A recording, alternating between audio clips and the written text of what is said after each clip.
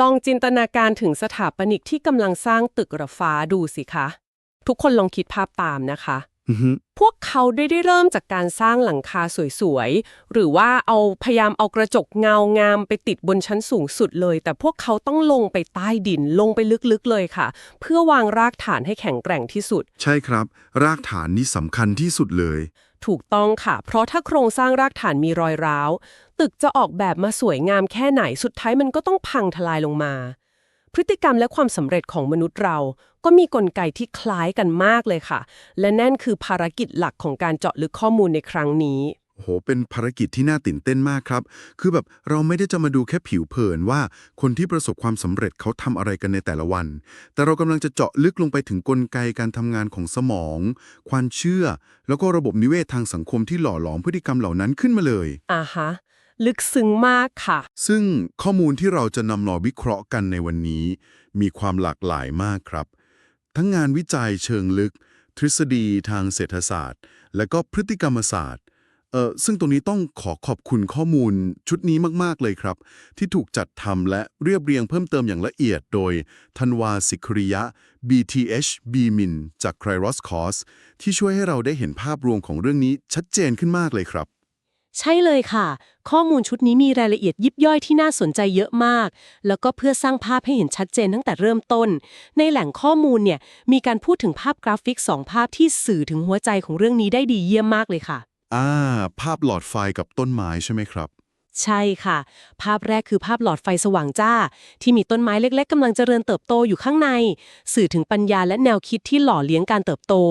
ส่วนภาพที่2คือผู้ชายคนหนึ่งสวมเสื้อยืดที่สกรีนข้อความว่าปลดล็อกกรอบความคิดเติมเชื้อเพลิงให้การเติบโตและนวัตกรรม เป็นการเปรียบเทียบที่สมบูรณ์แบบมากครับสองภาพเนี้ยเป็นเหมือนคำใบ้ที่บอกเราว่า ก่อนที่เราจะไปดูว่าความสำเร็จในโลกภายนอกมันเกิดขึ้นได้ยังไง เราต้องเริ่มจากจุดกำเนิดที่ลึกที่สุดของพฤติกรรมก่อน นั่นก็คือวิธีที่เรามองตัวเอง หรือเรื่องของรากฐานแห่งตัวตนครับ อือหือรากฐานแห่งตัวตนหรือ identity นะคะ ครับผม คือ identity เนี่ยเป็นสิ่งที่กำหนดทุกอย่างที่จะตามมาเลย ข้อมูลจากแนวคิดของเจมส์เคลียร์ชี้ให้เห็นกลไกนี้อย่างชัดเจน ผ่านเรื่องของพฤติกรรมที่อิงกับตัวตน หรือ identity based habits ครับ มันทำงานยังไงคะกลไกนี้ คือเขาอธิบายกลไกที่คนส่วนใหญ่มักจะพลาดเวลาอยากเปลี่ยนตัวเองครับ คนทั่วไปมักจะไปโฟกัสที่ผลลัพธ์ แบบตั้งเป้าว่าฉันจะลดน้ำหนัก 10 กิโลกรัม ซึ่งส่วนใหญ่มักจะทำไม่ค่อยได้เนาะ ใช่ครับ มันมักจะล้มเหลว เพราะเป้าหมายเหล่านั้นมันไม่ได้ไปแตะต้องแก่นแท้ของคนคนนั้นเลย แต่วิธีที่ทำงานสอดคล้องกับสมองเรามากกว่า คือการเปลี่ยนวิธีที่เรานิยามตัวเองไปเลยครับ เช่น เปลี่ยนเป็นความเชื่อที่ว่าฉันคือคนที่ไม่เคยพลาดการออกกำลังกาย โอเค ขอหยุดตรงนี้นิดนึงค่ะ เรามาค่อยๆ แกะรอยระบบปฏิบัติการที่ว่านี้กันให้ชัดๆ เลย ถ้าเปรียบเทียบให้เห็นภาพ ตัวตนหรือ identity ของเราเนี่ย มันก็เหมือนกับระบบปฏิบัติการหรือ OS ของคอมพิวเตอร์ โอ้เป็นการเปรียบเทียบที่เห็นภาพมากครับ ส่วนเป้าหมายต่างๆ ที่เราอยากได้ มันเป็นแค่แอปพลิเคชันที่เราพยายามจะโหลดลงเครื่อง คือถ้าเราไม่ล้างระบบปฏิบัติการเก่าที่มีปัญหา ต่อให้เราดาวน์โหลดแอปพลิเคชันการเงิน หรือแอปพลิเคชันสุขภาพที่ดีแค่ไหนลงไป สุดท้ายเครื่องมันก็รันไม่ไหวและค้างอยู่ดีใช่ไหมคะ ใช่เลยครับ ชัดเจนมาก และกระบวนการอัปเดตระบบปฏิบัติการนี้เจมส์เคลียร์อธิบายว่ามันไม่ได้เกิดขึ้นจากการที่เราไปยืนสะกดจิตตัวเองหน้ากระจกนะครับ แต่มันเริ่มจากการสร้างชัยชนะเล็กๆ ที่ทำซ้ำชัยชนะเล็กๆแบบไหนคะ ๆคือการกระทำเล็กๆ เหล่านี้แหละครับ ที่เป็นเหมือนคะแนนเสียงที่เราโหวตให้กับตัวตนใหม่ของเราทุกวัน สมมุติว่าอยากเป็นนักเขียน อย่าเพิ่งไปตั้งเป้าว่าจะเขียนนิยายให้จบเล่ม เพราะมันไกลเกินไปครับ อ่ะฮะ ให้เริ่มจากอะไรที่ง่ายกว่านั้น ใช่ครับ ให้สร้างระบบปฏิบัติการใหม่ว่า ฉันคือคนที่เขียนหนังสือทุกวัน โดยเริ่มต้นจากการเขียนแค่วันละ1 ย่อหน้าให้ได้ก่อน พอมันทำได้ทุกวัน สมองจะเริ่มเชื่อจริงๆครับ ว่าเราคือคนแบบนั้น พอสมองเชื่อแบบนั้น มันก็จะเป็นฐานที่มั่นคงต่อไปได้เลยเนาะ ทีนี้พอพูดถึงรากฐานทางความคิด ข้อมูลชุดนี้ได้เชื่อมโยงไปถึงเรื่องที่คนพูดถึงกันเยอะมาก นั่นคือเรื่อง growth mindset กับ fixed mindset ของ Carol Dweck ด้วย ครับผมที่แบ่งคนเป็นกลุ่มที่เชื่อว่า ความสามารถพัฒนาได้ กับกลุ่มที่เชื่อว่าพรสวรรค์ทุกกำหนดมาแต่เกิด ใช่ค่ะ ซึ่งมีประเด็นหนึ่งที่น่าตกใจมาก คือเรื่องอันตรายของการชมเชยเด็กว่าเก่งจังเลยหรือฉลาดมากกลายเป็นว่าคำชมพวกนี้ไปสร้าง fixed mindset ซะอย่างนั้นทำไมล่ะคะเพราะพอเด็กพลาดเขาจะรู้สึกว่าความฉลาดของตัวเองถูกทำลายไปเหรอคะกลไกมันเป็นแบบนั้นเลยครับ เมื่อเราชมว่าเด็กฉลาด เรากำลังเชื่อมโยงคุณค่าของเขาเข้ากับสิ่งที่มีอยู่โดยธรรมชาติ ซึ่งมันเปลี่ยนแปลงไม่ได้ พอมันเป็นแบบนั้น ทันทีที่เด็กเจอโจทย์ยากๆ หรือสอบตก เขาจะไม่มองว่ามันคือความท้าทายครับ อ๋อแต่จะมองว่ามันคือหลักฐานที่บอกว่าเขาไม่ได้ฉลาดจริงใช่ครับ แล้วพวกเขาจึงเลือกที่จะหลีกเลี่ยงความท้าทายเพื่อปกป้องภาพลักษณ์ของตัวเองไว้ครับ ๆเป็นมุมมองที่น่าสนใจมากค่ะแต่ขอตั้งข้อสังเกตแย้งตรงนี้นิดนึงนะคะเวลาเราพูดถึง growth mindset เนี่ยหลายคนมักจะเข้าใจว่ามันก็แค่ความหมายแฝงของการบอกให้พยายามอย่างหนักให้เยอะเข้าไว้ สรุปแล้วมันก็คือเรื่องของความพยายามล้วนๆเลยใช่ไหมคะแค่กัดฟันทำไปเรื่อยๆก็คือการมี growth mindset แล้วเป็นข้อสังเกตที่ยอดเยี่ยมครับ และนี่คือความเข้าใจผิดที่พบได้บ่อยที่สุดเลยเดรกเองระบุชัดเจนมากครับว่า growth mindset ไม่ได้แปลว่าแค่หลับหูหลับตาพยายามอย่างหนักเท่านั้น อ้าวไม่ใช่แค่การพยายามซ้ำๆหรอกเหรอคะไม่ใช่ครับ สมมุติเราแก้โจทย์คณิตศาสตร์ผิด การทำวิธีเดิมที่ผิดซ้ำๆเป็น100 ครั้งด้วยความพยายามเนี่ยไม่ได้เรียกว่า growth mindset นะครับ แต่มันคือการกล้าเผชิญหน้ายอมรับความจริงเกี่ยวกับระดับความสามารถในปัจจุบันของตัวเองอย่างตรงไปตรงมา อือฮึแล้วยังไงต่อคะจากนั้นจึงมองหาวิธีการหรือการสอนที่ดี รวมถึงการหาเครื่องมือใหม่ๆ เพื่อพัฒนาตัวเองให้เก่งขึ้นต่างหากครับ ความพยายามเป็นแค่เชื้อเพลิง แต่กลยุทธ์และการเปิดรับข้อเสนอแนะ คือพวงมาลัยที่คอยควบคุมทิศทาง แปลว่าต้องมีทั้งแรงขับและการปรับเปลี่ยนทิศทางด้วยเพราะเราเข้าใจแล้วว่าตัวตนและกรอบความคิดแบบพร้อมเติบโตช่วยสร้างกรอบป้องกันจิตใจให้เรากล้าเผชิญความท้าทายคำถามที่ตามมาแล้วพาเราขยับไปสู่ประเด็นถัดไปก็คือแล้วกรอบป้องกันนี้มันจะเกิดอะไรขึ้นเมื่อคนเราต้องเผชิญกับความล้มเหลวซ้ำแล้วซ้ำเล่าในสถานการณ์ที่ควบคุมไม่ได้จนระบบปฏิบัติการที่พยายามสร้างมามันรวนไปหมดละคะนั่นคือจุดที่อันตรายที่สุดเลยครับ และข้อมูลได้พาเราไปสู่ทฤษฎีที่อธิบายกลไกนี้ได้อย่างลึกซึ้ง ผ่านงานวิจัยของ Derek Lemoine ที่พูดถึงปรากฏการณ์ความท้อแท้ที่เรียนรู้ได้ หรือ learn helplessness ครับ ความท้อแท้ที่เรียนรู้ได้ ครับผม ทฤษฎีนี้มีที่มาจากการทดลองที่พบว่า เมื่อสิ่งมีชีวิตเผชิญกับความล้มเหลว หรือความเจ็บปวดที่พวกเขาไม่สามารถควบคุมได้ซ้ำๆสมองจะเกิดการเปลี่ยนแปลงหลักๆ 2 อย่างครับ มีอะไรบ้างคะ อย่างแรกคือสูญเสียแรงจูงใจ คือไม่ยอมแม้แต่จะพยายามหนี และอย่างที่สองที่ร้ายแรงกว่าคือ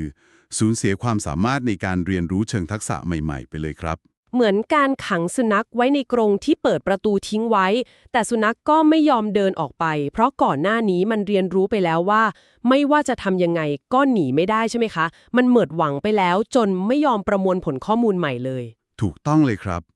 ซึ่งในมนุษย์ปรากฏการณ์นี้มันจะถูกล็อกให้แน่นขึ้นไปอีก ด้วยสิ่งที่เราเรียกว่า รูปแบบการอธิบายเชิงท้อแท้ หรือ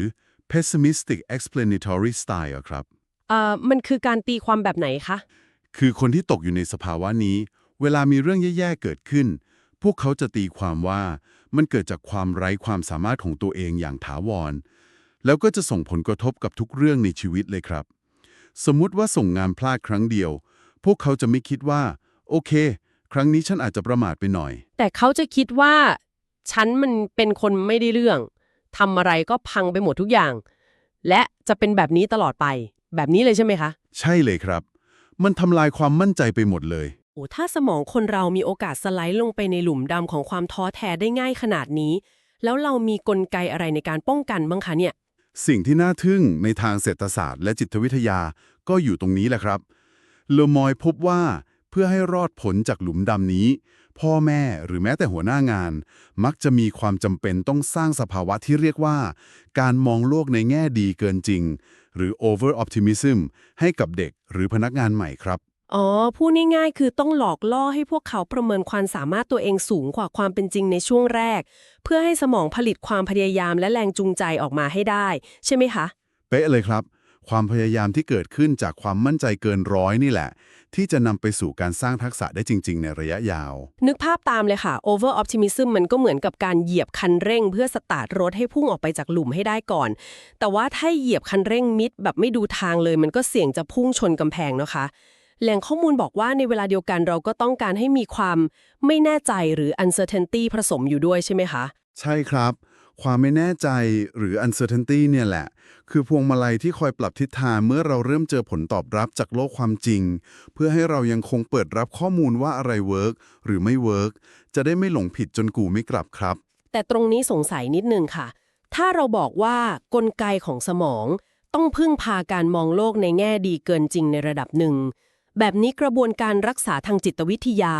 อย่างการทำพฤติกรรมบำบัดหรือ CBT ที่ใช้รักษาผู้ที่มีภาวะซึมเศร้า มันก็เป็นแค่กระบวนการสอนให้คนเหล่านั้น หลอกตัวเองใส่แว่นตาสีชมพูว่าตัวเองเก่งขึ้น ดีขึ้น เพื่อให้ยอมลงมือทำแค่นั้นเองหรือเปล่าคะ สิ่งที่น่าทึ่งมากๆตรงนี้ก็คือ กลไกของ CBT ไม่ได้เป็นแบบนั้นเลยครับ มันไม่ได้สอนให้เราหลอกตัวเอง หรือมองโลกสวยงามเกินจริง อ้าวแล้วมันทำงานยังไงคะ มันทำงานโดยการสอนให้ปรับเปลี่ยนวิธีประเมินความสามารถของตนเอง ให้อยู่ในระดับที่มั่นคงขึ้น และสอดคล้องกับความเป็นจริงมากขึ้นครับ เป้าหมายคือการสร้างความยืดหยุ่นทางจิตใจ อือฮึเพื่อรับมือกับข่าวร้ายเหรอคะ ใช่ครับ เวลาที่พวกเขาต้องเผชิญกับข่าวร้าย หรือความล้มเหลวอย่างกระทันหัน พวกเขาจะสามารถประเมินและปัดตกความล้มเหลวนั้นไปได้ว่า มันเป็นแค่อุบัติเหตุชั่วคราว หรือโชคร้าย ไม่ใช่รอยตำหนิถาวรในตัวตนของพวกเขาครับ แปลว่าแทนที่จะหลอกตัวเองว่าเราเก่งจริง CBT กลับสอนให้เรารู้จักมองความล้มเหลวให้เป็นแค่เหตุการณ์หนึ่งที่ผ่านเข้ามา ไม่ใช่ตราบาปติดตัวที่ลบไม่ออกใช่ไหมคะ แบบนี้มันดูยั่งยืนกว่าการนั่งสะกดจิตตัวเองเยอะเลย ยั่งยืนกว่าแน่นอนครับ ตอนนี้เราได้เห็นแล้วว่าระบบปฏิบัติการภายใน รวมถึงกลไกการสร้างเกราะป้องกันจิตใจมันทำงานยังไง แต่พอมนุษย์ที่มีระบบปฏิบัติการเหล่านี้ ต้องเดินออกจากเซฟโซนไปเจอโลกการทำงานจริง ๆ ที่ต้องปฏิสัมพันธ์กับผู้คนมากมาย ผลลัพธ์มันจะเป็นยังไงคะ เมื่อออกมาสู่โลกภายนอก ข้อมูลได้ดึงแนวคิดจากหนังสือ Give and Take ของ Adam Grant ซึ่งสรุปโดย Robin Weirich มาอธิบายกลไกทางสังคมได้อย่างน่าสนใจมากครับ เขาแบ่งคนในโลกการทำงานออกเป็น 3 ประเภทหลักๆ อ่ะฮะ มีกลุ่มไหนบ้างคะ กลุ่มแรกคือ takers หรือผู้รับครับ คนกลุ่มนี้ชอบสูบผลประโยชน์เข้าตัว มักประจบคนที่มีอำนาจเหนือกว่า แต่เหยียบย่ำคนระดับล่าง กลุ่มที่ 2 คือ matchers หรือผู้แลกเปลี่ยน คนกลุ่มนี้ยึดหลักความยุติธรรม แบบยื่นหมูยื่นแมว ทำดีมาทำดีกลับ แล้วกลุ่มที่3ล่ะคะ กลุ่มสุดท้ายคือ givers หรือผู้ให้ครับ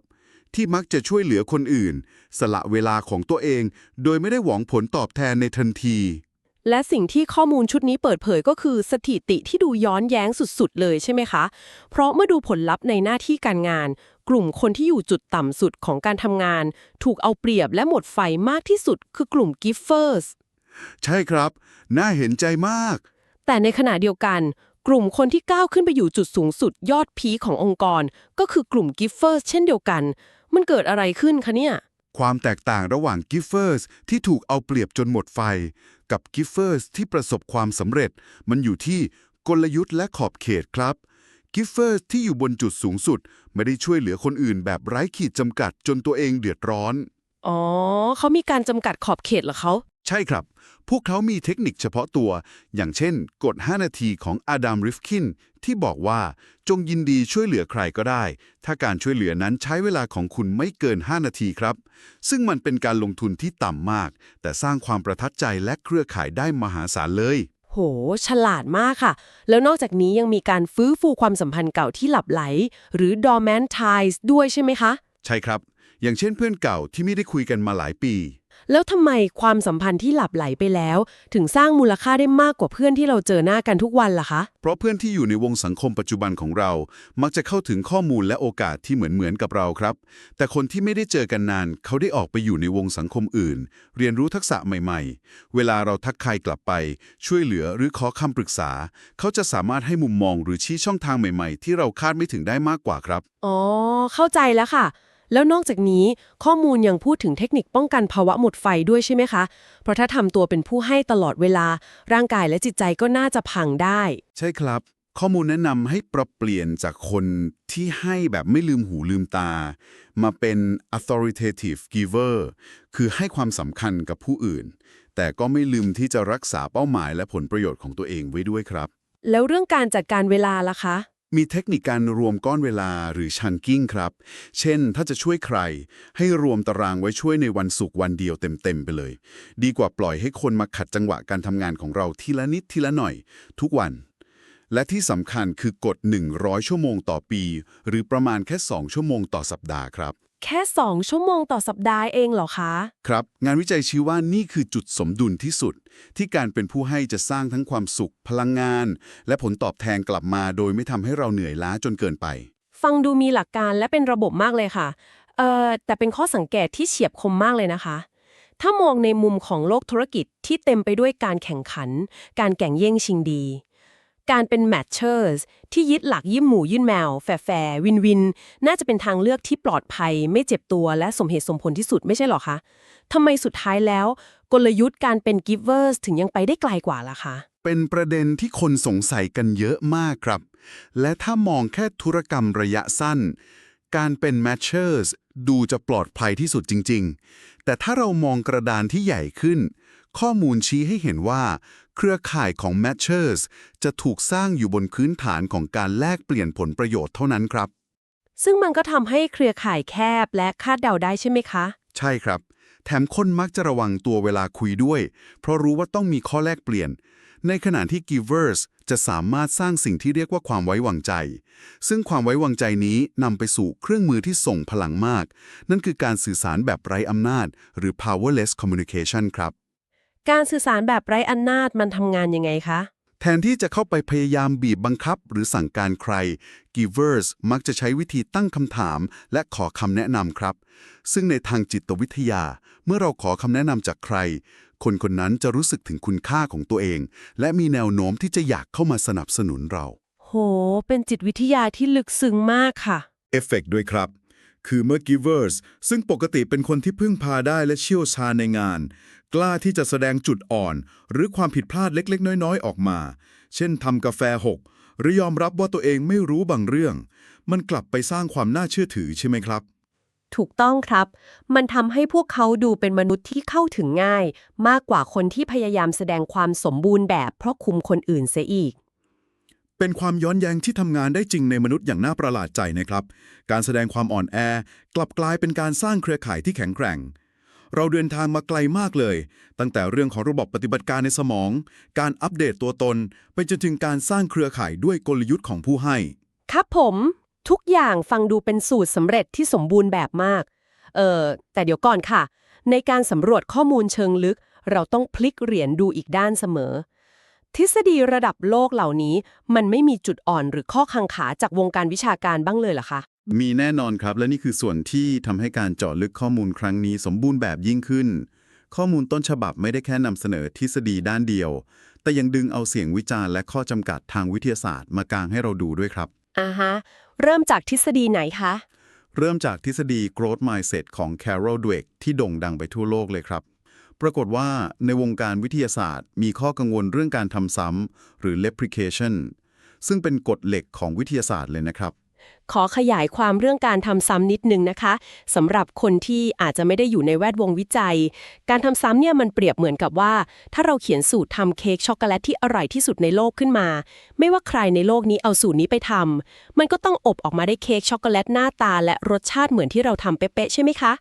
เป็นการอธิบายที่เห็นภาพเป๊ะเลยครับ คือถ้าคนอื่นทำแล้วกลายเป็นเค้กส้ม แปลว่าสูตรเรามีปัญหาแล้ว ใช่ครับ และปัญหาที่เกิดขึ้นก็คือ มีนักวิจัยอย่างทิโมธีเบตส์ที่พยายามทดลอง3ตามเงื่อนไขของดเวกเป็นเวลาหลายปี แต่เขากลับอบเค้กก้อนนี้ไม่สำเร็จครับ เขาไม่พบผลลัพธ์ที่โดดเด่นแบบที่ทฤษฎีอ้างไว้เลย ไปตรวจสอบข้อมูลในงานวิจัยปี 1998 ของดเวก แล้วผลการทดสอบสถิติที่ว่านี้มันเจออะไรผิดปกติคะ Grim Test เป็นการตรวจสอบความสมเหตุสมผลของตัวเลขครับ อธิบายง่ายๆ คือ สมมุติเรามีเด็ก3คนสอบได้คะแนนเป็นจำนวนเต็ม เมื่อหาค่าเฉลี่ยออกมา มันต้องเป็นตัวเลขที่สอดคล้องกับจำนวนเด็ก3คนนั้น แล้วผลเป็นยังไงคะ แต่นิกบราวน์พบว่าตัวเลขค่าเฉลี่ยบางอย่างในรายงานการวิจัยของ Drake มันเป็นไปไม่ได้ทางคณิตศาสตร์ครับซึ่งสะท้อนให้เห็นถึงความหลาหลวมหรือปัญหาในการบันทึกข้อมูลดั้งเดิมโหน่าตกใจนะคะเนี่ย ยิ่งไปกว่านั้นยังมีผลการทดลองขนาดยักษ์ของมูลนิธิ Education Endowment Foundation ในอังกฤษที่ทดลองกับนักเรียนกว่า 5,000 คนจาก100 กว่าโรงเรียนครับ กลุ่มตัวอย่างใหญ่มากเลยนะคะ แล้วผลลัพธ์ออกมาเป็นยังไงคะ ผลลัพธ์กลับพบว่าการอบรมเรื่อง growth mindset แทบไม่ได้ทำให้เด็กมีพัฒนาการด้านการอ่านเขียน หรือคณิตศาสตร์ที่แตกต่างจากเด็กที่ไม่ได้รับการอบรมเลยครับ แล้วเรื่องนี้มันบอกอะไรเราคะ ข้อมูลพวกนี้กำลังพยายามชี้ว่า growth mindset เป็นแค่อุปทานหมู่ทั้งจิตวิทยา ที่ไม่มีผลลัพธ์จริงในทางปฏิบัติอย่างนั้นเหรอคะ ตรงนี้ต้องย้ำว่าในฐานะผู้เจาะลึกข้อมูล เราไม่ได้กำลังตัดสินว่าทฤษฎีของใครถูกหรือผิด 100% ครับ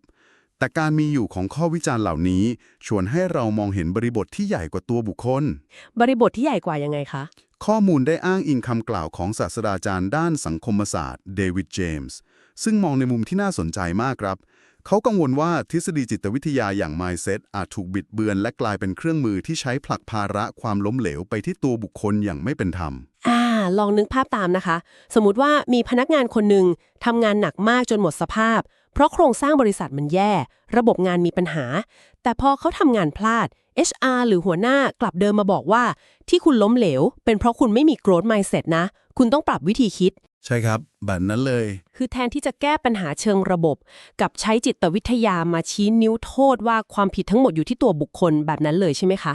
นั่นแหละครับ คือสิ่งที่เดวิดเจมส์กังวล มันชวนให้เราฉุกคิดถึงผลกระทบในระดับมหาภาคว่า เรากำลังใช้ทฤษฎีการพัฒนาตัวเอง มาเป็นข้ออ้างในการละเลยความเหลื่อมล้ำและปัญหาเชิงโครงสร้างสังคมอยู่หรือเปล่า การพัฒนาตัวเองเป็นเรื่องดีครับ แต่เราไม่สามารถเพิกเฉยต่อสภาพแวดล้อมที่ผู้คนอาศัยอยู่ได้ เป็นมุมมองที่ทรงพลังและกระตุกต่อมคิดได้ดีมากเลยค่ะ เราเริ่มต้นจากการพยายามสร้างความเชื่อมั่นใจในตัวเอง แต่สุดท้ายก็ต้องระมัดระวังไม่ให้มันกลายเป็นเครื่องมือที่กลับมาทำร้ายตัวเราเอง เมื่อสภาพแวดล้อมไม่อำนวย เอาล่ะค่ะ จากข้อมูลและบทวิเคราะห์ทั้งหมดที่เราได้ดำดิ่งลงไปสำรวจกันในวันนี้ เราสามารถประมวลภาพรวมได้ว่า การสร้างสถาปัตยกรรมแห่งความสำเร็จนั้น เริ่มต้นจากการอัปเดตระบบปฏิบัติการภายใน หรือการกำหนด identity ว่าเราคือใครขึ้นมาก่อน ครับผม และในระหว่างเส้นทางการเติบโต กลไกทางจิตใจจะพยายามสร้างเกราะป้องกัน ผ่านการมองโลกในแง่ดีเกินจริง เพื่อเป็นเชื้อเพลิงให้เรากล้าเผชิญความล้มเหลว และเรียนรู้ทักษะใหม่ๆครับ จากนั้นเมื่อเราก้าวออกไปสู่สังคม กลยุทธ์ของการเป็นผู้ให้หรือ givers อย่างมีขอบเขตจะกลายเป็นเครื่องมือในการสร้างเครือข่ายและความไว้วางใจที่แข็งแกร่งที่สุดครับ แต่ทั้งหมดนี้เราต้องเปิดใจรับรู้ถึงข้อจำกัดของทฤษฎีเหล่านี้ด้วยนะคะ เพื่อไม่ให้เราตกหลุมพรางของการโทษตัวเองเพียงฝ่ายเดียว เมื่อปัจจัยระดับโครงสร้างไม่อนุญาตให้เราประสบความสำเร็จ ก่อนที่เราจะจบการเจาะลึกข้อมูลในครั้งนี้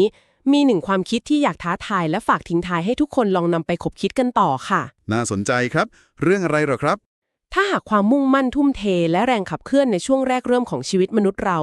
ล้วนถูกสร้างขึ้นจากภาพลวงตาเชิงบวก หรือการมองโลกในแง่ดีเกินจริง ที่ธรรมชาติหรือระบบสมองเราแอบตั้งค่าไว้ เพื่อหลอกให้เรายอมก้าวลงมือทำและยอมเจ็บปวดกับการเรียนรู้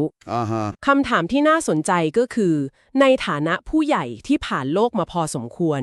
ทุกวันนี้เราเคยประเมินศักยภาพ และสถานการณ์ที่แท้จริงของเรา ด้วยสายตาที่เป็นกลางจริงๆได้บ้างไหมคะ หรือแท้จริงแล้วมนุษย์เรายังคงจำเป็นอย่างยิ่งที่จะต้องมีความหลงตัวเองเล็กๆหรือภาพลวงตาบางอย่างซ่อนอยู่ในใจเสมอเป็นคำถามที่ลึกซึ้งมากครับ เราถึงจะมีพลังมากพอที่จะลุกขึ้นมาสู้ชีวิตและสร้างสถาปัตยกรรมแห่งความสำเร็จของตัวเองในโลกที่เอาแน่เอานอนไม่ได้ใบนี้ต่อไปลองเก็บกลับไปคิดทบทวนกันดูนะคะสำหรับการสำรวจข้อมูลชุดนี้คงต้องลากันไปก่อนขอบคุณที่มาร่วมเจาะลึกไปกับเราค่ะขอบคุณทุกคนที่ติดตามครับ สวัสดีครับสวัสดี